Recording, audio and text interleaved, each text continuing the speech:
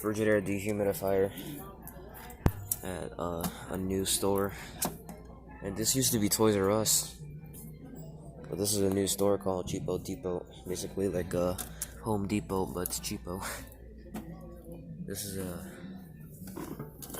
it's not that heavy. I carried it, it's not that heavy. There's no data sheet in here. Oh, here it is actually. It's made by Electrolux.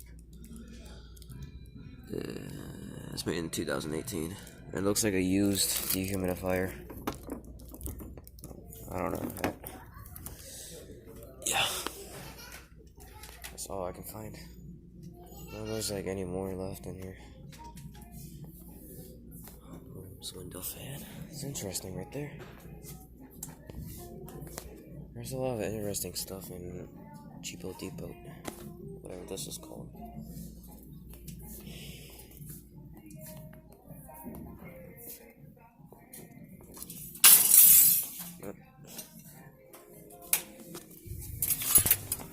Gracias.